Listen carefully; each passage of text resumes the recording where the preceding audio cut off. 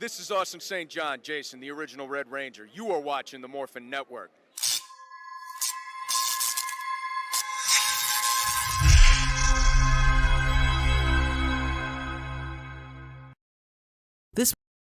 This Morphin Network video is sponsored by Ranger Stop Convention and Ranger Stop and Pop.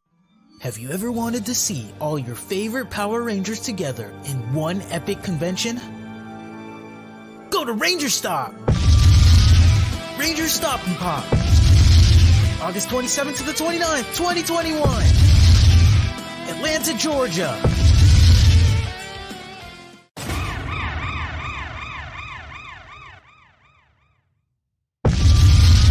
Ranger Stop 8! November 11th to the 14th! Orlando, Florida! Get your tickets now!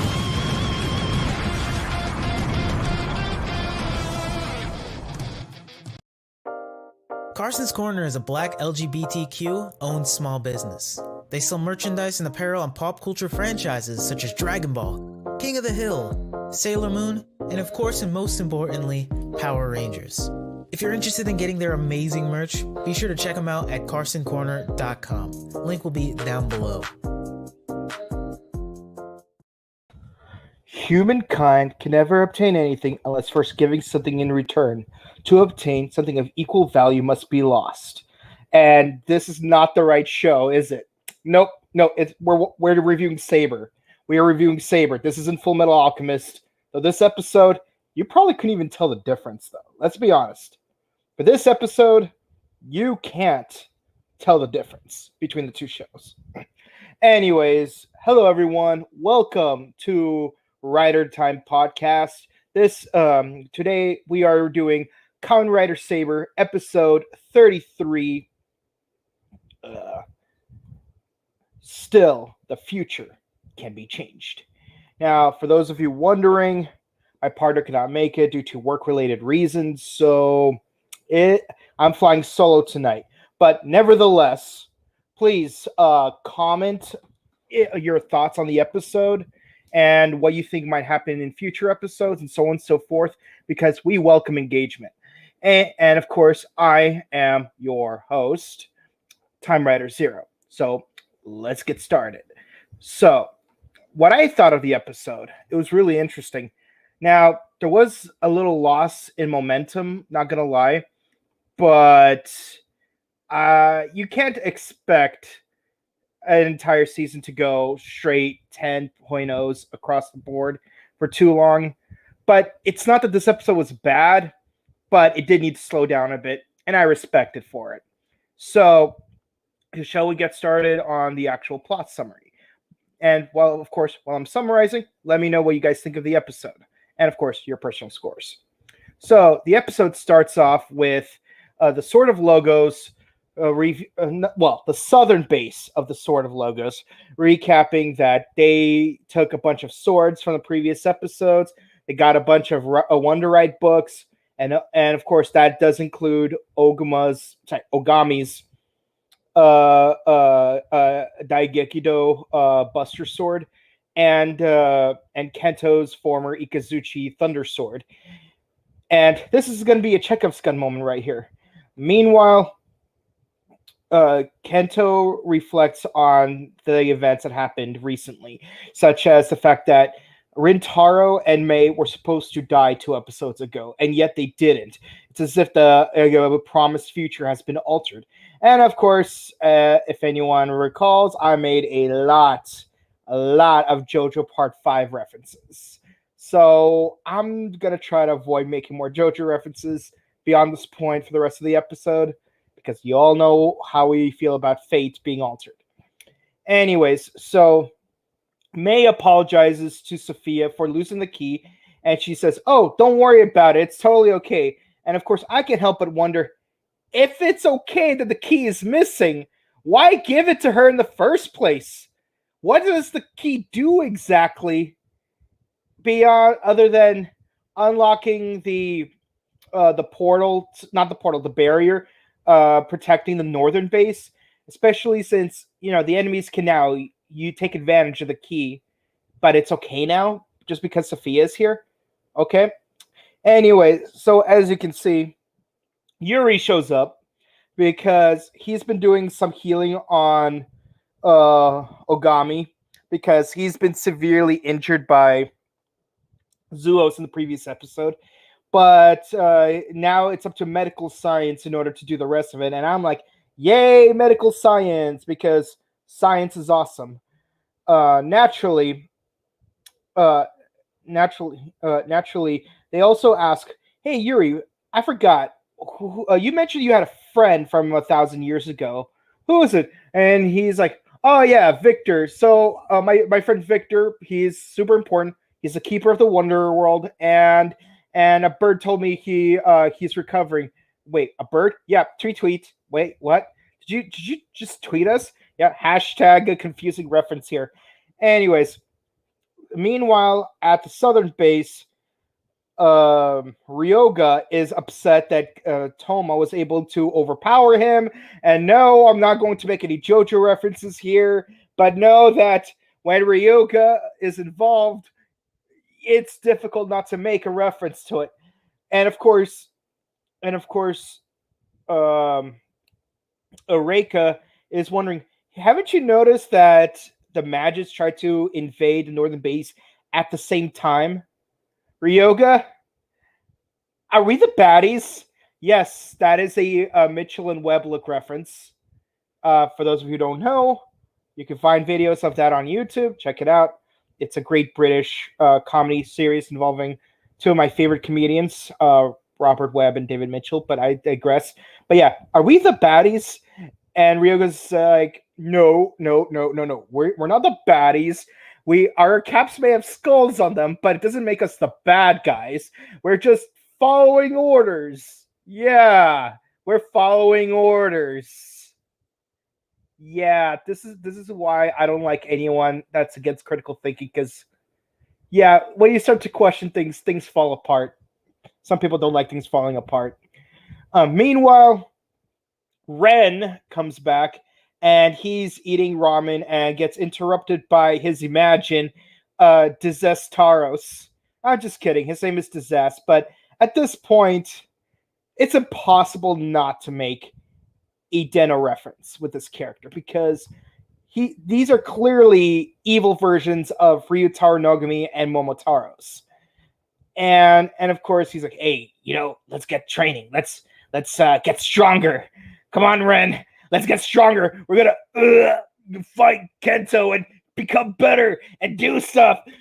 And he's like, I'm gonna do it by myself. I don't need you. Go away from me. And so the two teams need to split up. Sorry, the North Base needs to split up. One team needs to find Ren. The other needs to find Kento. Naturally, Toma goes after Kento, and Yuri, Mei, and Rintaro go after Ren.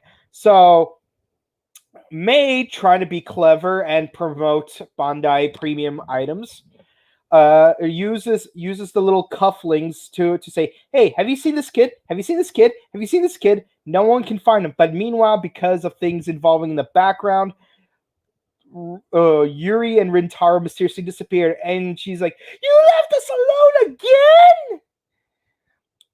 Anyway, but at the same time, Toma does find Kento, and he brings lunch, and conveniently, Kento is hungry, so he's like, okay, just for now, we'll eat lunch, but then I'm gonna seal your sword away.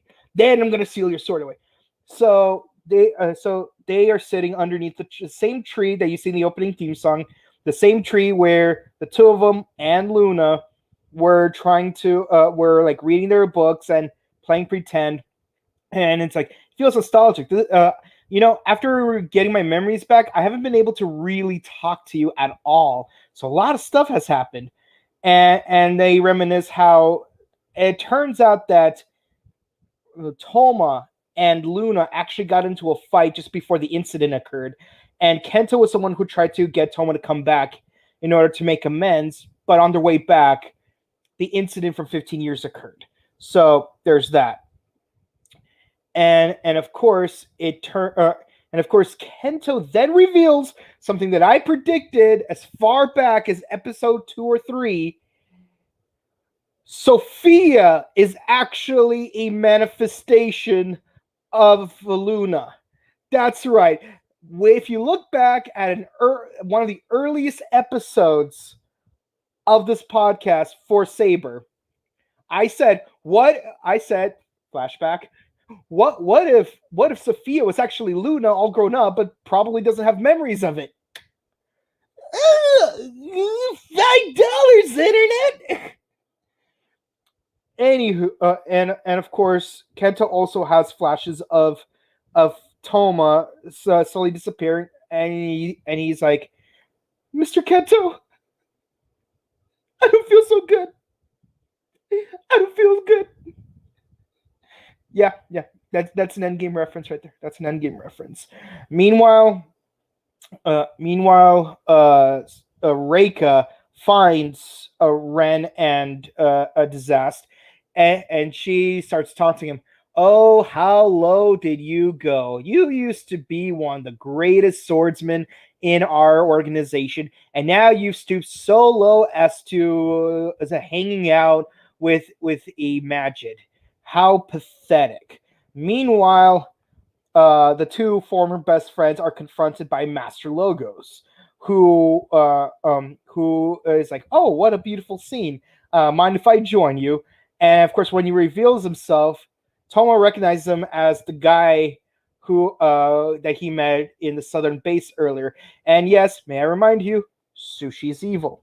I don't care what my partner says, whether it's in a previous episode or the next episode, in retort to what I'm saying now. But Sushi is evil. And of course, Kento reveals that this is indeed Master Logos, and he's the one responsible for all the bad things that's happening. And of course, the two of them transform. And yes, whenever two riders from Saber transform together, it looks so wonderful. Just look at that. And also, if you really like squint your eyes, it kind of looks like that Caliber has the primitive arm going towards the elemental dragon. It's a fun little optical illusion there.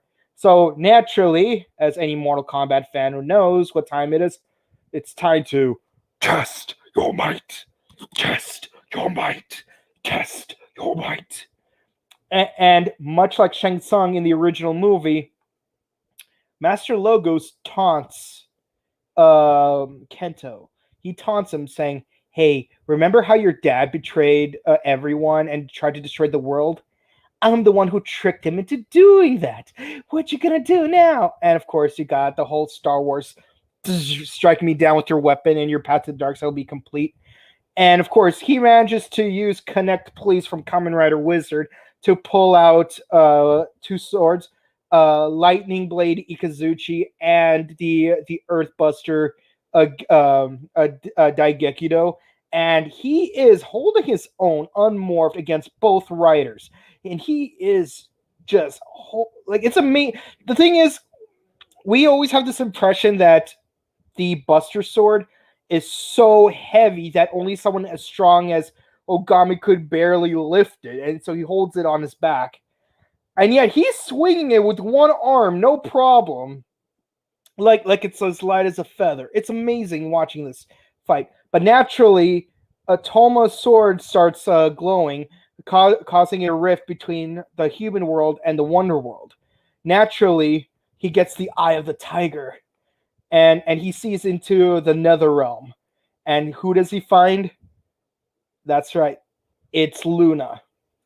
Toma, you're here. So naturally, she starts running towards the gate, and Toma starts running towards her. And anyone who's ever watched Full Metal Alchemist and Full Metal Alchemist Brotherhood knows it's not gonna connect. She will stay trapped there. And naturally, got one of the best scenes from Brotherhood. Just you wait, Al. I'll get you. I'll save you, Alphonse. Except it's Luna. But of course, he failed to rescue her this time. But at least now he knows that she's alive. Meanwhile, in our B plot, Disaster is just loafing around while the other two riders are fighting each other. And she is mopping the floor with him. She says, "You want the smoke? I am the smoke. I am the smoke. I've been here since Mortal Kombat 3, and I don't plan on leaving. And of course, that is when Sub-Zero shows up swooping in from Annihilation. I know my partner's gonna kill me for making that reference, but this is clearly Sub-Zero from Mortal Kombat 2. Like the way he like swoops right in, shooting that ice blast to fight Smoke. This is the exact same. Even the angle's the same. It's amazing. And in case you're all wondering, yes, I've been marathoning Mortal Kombat. All of Mortal Kombat. The 95 film, Annihilation, Conquest, The Journey Begins, which is god-awful. Defenders of the Realm, slightly less awful, but still awful. Legacy, which a certain Kamen writer, actually two Kamen writers, happen to be in the cast of.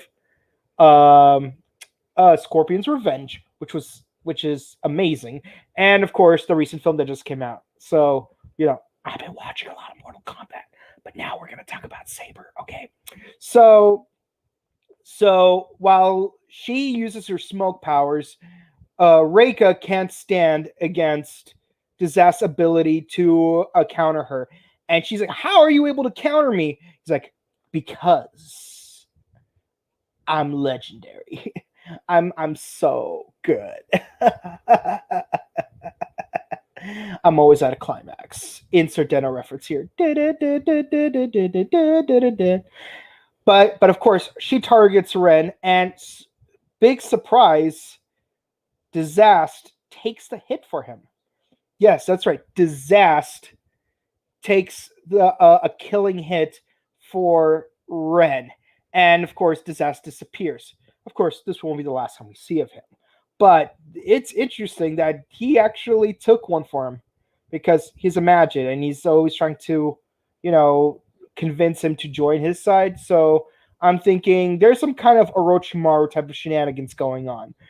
But of course, she tries to go for another hit against Ren, but Ren Tower shows up in time and he manages to transform into his most recent form, the Blizzard main form. I can't remember the full name of the book because these titles are getting ridiculously long at this point. And of course, he manages to freeze her spider arms, which again, I have an issue of. Her book is an encyclopedia of insects, and yet she has arachnid powers. What's going on here? I'm an entomologist, so it's kind of a big deal for me that I be this nitpicky on a TV show. And yes, I will say that the one complaint I have about Kabuto is the fact that Sword is also an arachnid. Anywho, and of course, he goes full Sonic the Hedgehog, Super Saiyan 3, Alolan Sandshrew form, and manages to defeat Reika. And of course, she withdraws for now. Meanwhile, and then as soon as the battle is over, we get Mei and Yuri showing up, and they're like, "This food is hot, but it's so cold here. What's going on? Why is this food hot and this place so cold?" Yuri is so adorable. Like the second episode we see him in, he's trying to understand how Boba works, and it's adorable. So I'm gonna give him a pass for this. It's so funny. And of course, naturally, Ren and Disaster walk off, and Disaster being upbeat and cheerful, like this is clearly an evil version of Deno. And I don't mean Negataro's becoming Nega Deno kind of evil Deno. I'm talking like evil Deno as in what if Ryutaro was evil the whole time kind of thing. Anyways, so later on, as we close out the episode, we find out two things. One, the book that Storius took in the previous episode is somehow connected to Sophia, and the replication of Luna into Sophia. So I'm wondering, is this Luna herself as an adult, or is this a second clone of Sophia that's going to, show up, and it'll be Sophia versus Sophia, like Is versus As in the previous season. And of course, Master Logos goes back to the Book of Ruin because he's going to make a new plan of action to toy with the writers. And that's how the episode ends. So, what did I think of the episode? Well, like I said, there was a bit of loss in momentum. There was a bit of loss in momentum compared to the previous few episodes, but that's just it. We had this bit of a story arc with Zuos, so you kind of need an episode to decompress and initiate the next arc. I don't know if we are already at the third arc or if we're about to start the third arc. The second arc started back in episode 16. And I think this arc is about to come to an end, assuming the third arc hasn't already started. But in a sense, it's kind of a good thing that I don't know, because it just shows how fluid the story is from one point to the next. So who knows? And I love the choreography in these fights, especially the fact that Master Logos is unmorphed. That's insane. It's not. I mean, I'm not too surprised, because the actor who played Master Logos, he was Shinken Gold in Samurai Sentai Shinkenger, Antonio in Power Ranger Samurai, for those of you who are not Sentai savvy. So I'm not surprised that he has some ability in swordsmanship, but still amazing to see an unmorphed sword fight sequence. And the fact that he's got a giant Buster Sword. That's crazy. And he's just swinging it like it's no big deal. Also, we get some revelations that we know where Luna is. She's in some kind of realm between Wonderworld and the Earth world. So this is literally Mortal Kombat, or the realm between the gates in Full Metal Alchemist. So yeah, there's that. So now the heroes have some good idea as to what the next course of action probably should be in terms of saving Luna. And of course, this also means that Kento might actually start turning babyface, and Ren might turn heel. So, and of course, special effects were amazing. And I love how slowly but surely the main writers are actually turning the tables on the villains, because in a previous episode, Rintaro and Toma were struggling against the Shindai siblings, but now Toma landed a couple of hits against the Ryoga, and Rintaro straight up defeated Reika. And I'm curious, and I'm so curious what's going to happen with Reika, because here's what we know so far: she's starting to question the motives of the Southern base, and we are seeing that her brother isn't so loving that she would like him to be, which means that very likely she will turn babyface, and he will probably kill her. When will this happen? How will it happen? Who knows? Well, I will watch the next episode and see how things start to unravel. All in all, I give this episode a 9 out of 10. It's a great episode. Doesn't have the momentum, doesn't keep the momentum of the previous episodes, but again, got to decompress a little bit to make a nice burst later down the line. So, what do you guys think? Did you enjoy the episode? What score would you give it? What are some of your likes, dislikes? What are some predictions you might have for future episodes? Let us know in the comments. And of course, naturally, time for comments.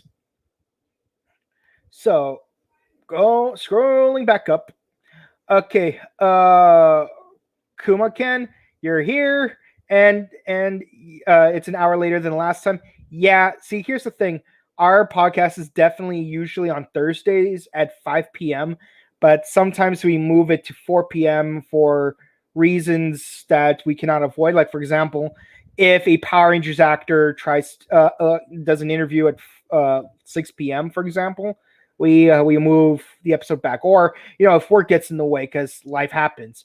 So our Writer Time podcast is Thursdays at 5 p.m. Pacific Standard Time, but sometimes things change depending on how things go.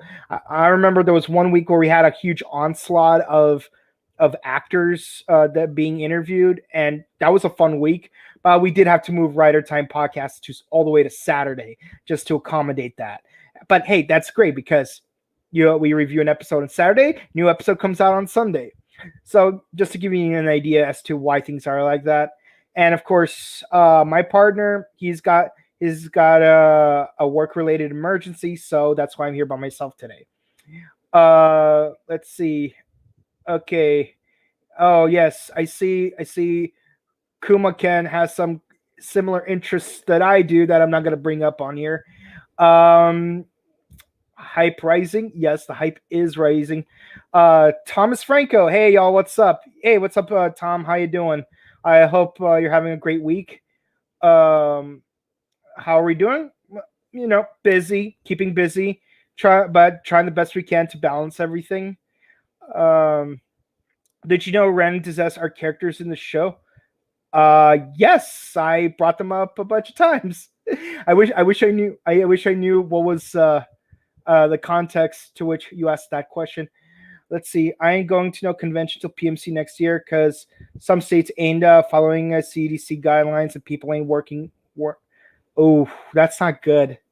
That's not good. I totally get your struggle, my friend, because some of us aren't able to go to the event on the 8th with the Beast Morphers cast for similar reasons. And I mean, don't get me wrong, that event, people do have face masks and stuff, but some people care more about their safety because you got to make sure you're double vaxxed and everything.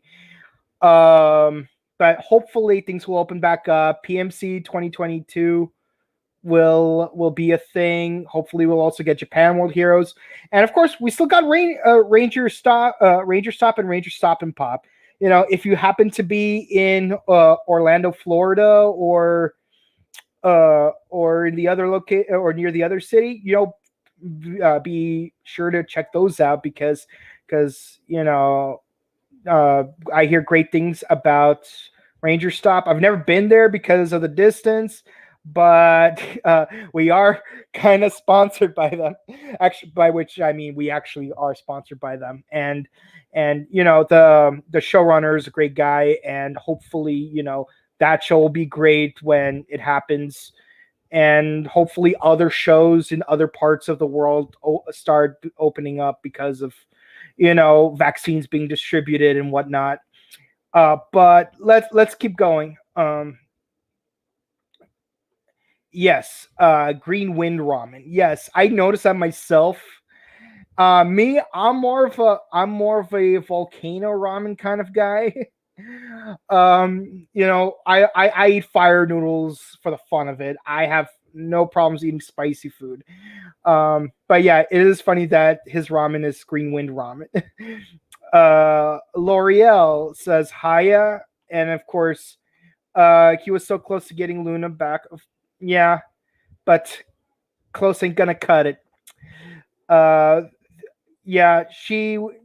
think she will change her ways, but I don't think it'll last too long. I'm pretty sure she will be killed by Ryoga very soon after that. At least that's a possibility that might happen. Or who knows? Maybe she'll overpower him. You never know. But I wouldn't be surprised if he killed her. And of course, then we can make another Full Metal Alchemist reference. That was your sister! How could you? Okay, the fight with Reika was interesting once you figure out how to counter her cloud form. She isn't that strong. Yeah, same is true of any boss in most video games, except for Perfect Chaos in Sonic Adventure DX. That is the one boss I struggle with the most. Like, I've played Bloodstained at maximum difficulty, had no problem defeating the Bale. I played Bayonetta and Bayonetta 2 in Infinite Climax, and I beat Jubileus, no problem. I played all the Mega Man Zero games, Mega Man ZX, Mega Man Battle Network, Metroid. I don't have a hard time with bosses, except for Perfect Chaos, because I'm really good at learning patterns. And once you know an opponent's patterns, you're able to counter them no problem. I mean, maybe there might be some problems, but it's less of a problem when you do know how they function. It's like what Sun Tzu said: "To know thyself and thy enemy, you'll know 1,000 victories. To know thyself but not thy enemy, you'll know one victory and one defeat. To not know thyself nor thy enemy, and you will never know victory." Okay. I also have temporarily forgotten disasters. Is mostly immortal until he imagined out of Ren's shadow. Yeah. Yeah, we like this is like the dental references won't end anytime soon. Tomo overpowering Durandal. I still say it serves Ryogo right for nearly killing Toma. Yeah, again, insert JoJo reference here from the previous episode. So far, Ren, he's starting to earn my respect. Yes, excellent, excellent. My feelings on Master Logos. Bleep that. Bleep this man in particular. Yeah. He's a real. I would say he's the S word in Italian, by which I mean in the Italian language, there's a word that begins with the letter S. So like, yeah, JoJo taught me how to speak Italian. I still have a grudge against Ren cursing out my man, and it's a good thing that Ren's stubborn enough to say no to disaster. Yeah, but again, Naruto reference. How long did it take Sasuke to heel turn? Okay, I feel Kento for being freaked out about the future because of again, Mr. Stark. I don't feel so good. And he did see 14 million and 7 possible endings. There's only one where we win.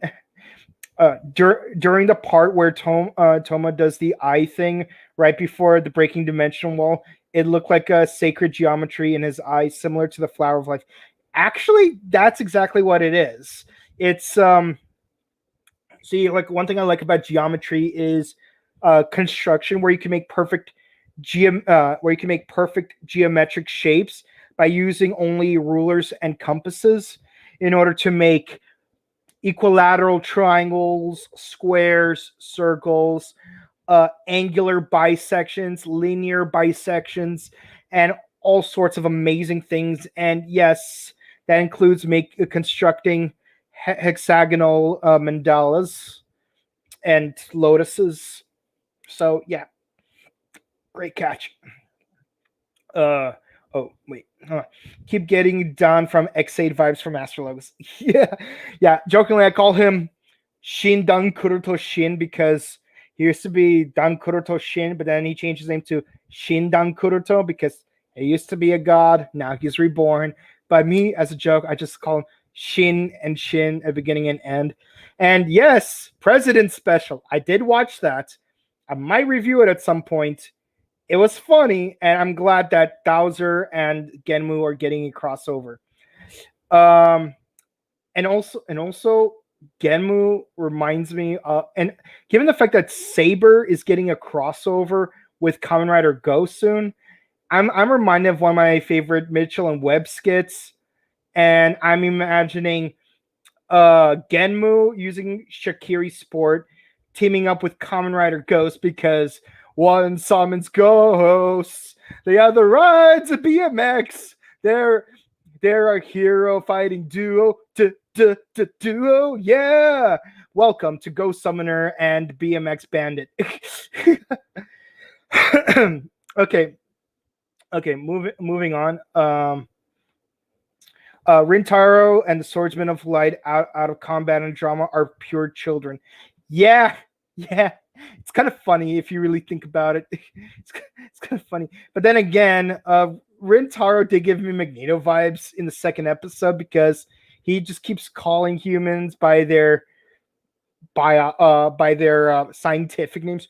Homo sapiens, like he's Magneto, like how you're so inferior. I'm gonna call you by your Latin name, you disgusting Homo sapien. Kind of like how Frieza says, "You stupid monkey." You still want to punch Ren for being a butthead? Yeah, yeah, yeah. I mean, look, there's a lot of characters I want to punch. Mostly presidential characters, except for Aruto. Enjoying the Frenchman that playing a Scotsman, now playing an Elder God. Yeah, yeah. The Frenchman playing the Scotsman who became an Elder God. Yeah, but at least it's better than watching an Asian guy break bad. By which I mean the new Raiden is basically Zordon from 2017. So Raiden's Breaking Bad. Let's see. I give the episode a B. Okay. I don't know if you're using an elementary school score of A, B, C, D, F, or if you're using the university score of A minus, B plus, B minus, and so on and so forth. So I can't really tell where in the 80% you put the score in. Not connected to anything in the episode. I want an arc or V cinema about the original humans in the ancient world as writers, either time travel or flashback time thing. Yeah, I'd be down for that. I was hoping for that, to be honest.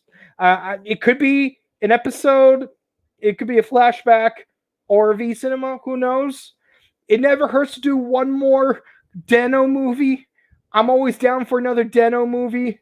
Just saying. I'm surprised that in 2011 they didn't do one with Forze because it's the anniversary, because it was the 50th anniversary of Yuri Gagarin flying into space. So I'm like, you could have sent Deno into space, and then some Imagine would possess Yuri Gagarin, and then erase humans' memories of being in space.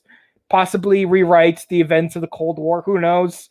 Would have been interesting to watch. And of course, because Yuri Gagarin didn't go into space, Kamen Rider Forza would stop existing because his technology is made because the human stepping foot on the moon 8 years after Gagarin's space flight. Just some thoughts. Anyways, Toei, if you're listening, cut me my check. It's 2011. It's not too late. 60th anniversary. Let's go. Okay. Arc. Yeah. Maybe the book was stolen Sophia's life energy. Yeah, probably. I mean, maybe the book is directly linked to her life energy. Maybe that is how Luna is being cloned into a Sophia. Who knows? Okay. Something I spotted during the end credits. May is holding a brown Wonder Ride book, not yellow. Interesting. Wait, it's probably a Portal book because I'm pretty sure like she was given a Portal book at one point. I don't know. Who knows? I'll rewatch the episode in a moment.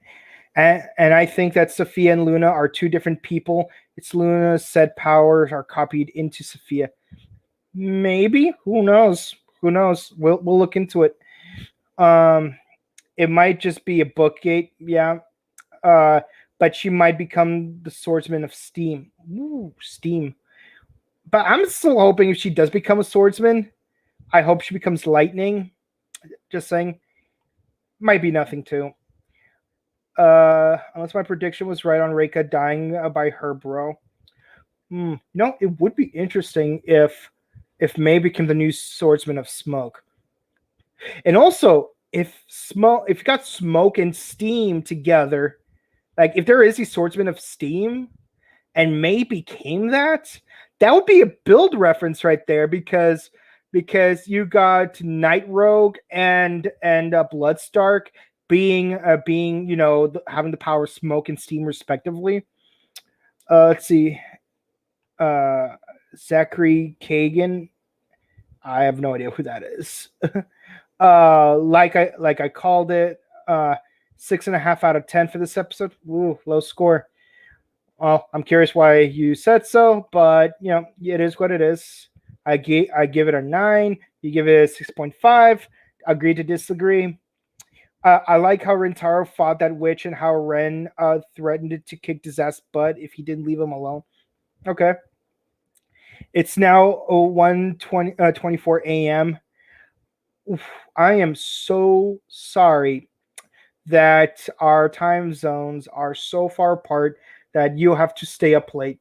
I mean, I hope that you just happen to have insomnia. You just happen to have insomnia, so you're taking advantage of that insomnia by watching the show, for which I'm grateful.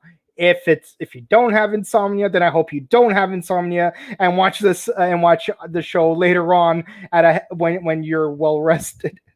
Either way, like personal health first. Don't sacrifice your health to watch the show while it's streaming. But if you happen to be awake while it's streaming, thank you for you using that time to watch the show. Let's see. Let's see. Why does Leo laugh about the comments I say about Toma? Because it's funny. I don't think anyone on our show has ever been so consistently like excited for a specific character on the show. I mean, we have been excited about Fua in 01, but in the comments, though, no, it's nothing wrong with it. You're more than welcome to fangirl over any character you want.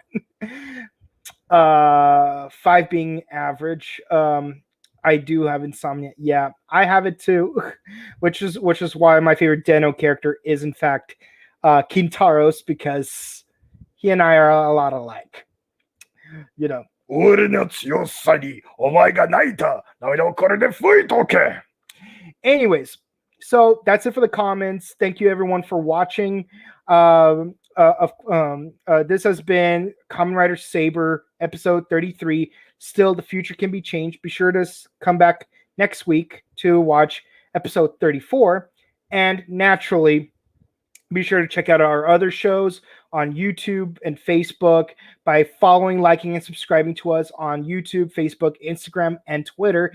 And of course, check out the websites of our 2 sponsors, Ranger Stop and Carson's Corner for Ranger Stop events and Carson's Corner merchandise. They got great stuff. I'm wearing one of their t-shirts right now. And of course, be sure to check out various interviews with actors, and other shows like our reviews of Power Rangers Dino Fury, Zenkaiger, the Boom Studio comics. We could find that on YouTube and on Facebook. And of course, next week I will be interviewing another Ranger villain, so be sure to check that out. The dates will come up when the video is posted on IG story. Other than that, you could find me on Instagram at chrono_just_cosplay. You can find me on Twitch at twitch.tv/bokenkabuto. And of course, I hope you all have a wonderful day. And 50th anniversary of Kamen Rider. I can't believe it just came and went, but it's not over till it's over. We still got about a dozen episodes of Kamen Rider Saber left to go, and we're gonna keep going till that season ends. So the celebration won't stop till Saber's over, and then we'll just review the following season like it's any other season. But again, right along. Hope you all have a good one, and see you all next week. Bye, guys.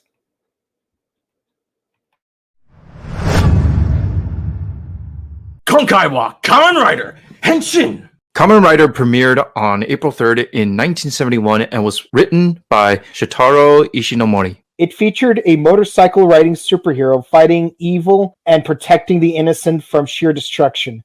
After the show's success, it spawned multiple new seasons where the baton of heroism would pass from rider to rider as more evil forces would come to rise.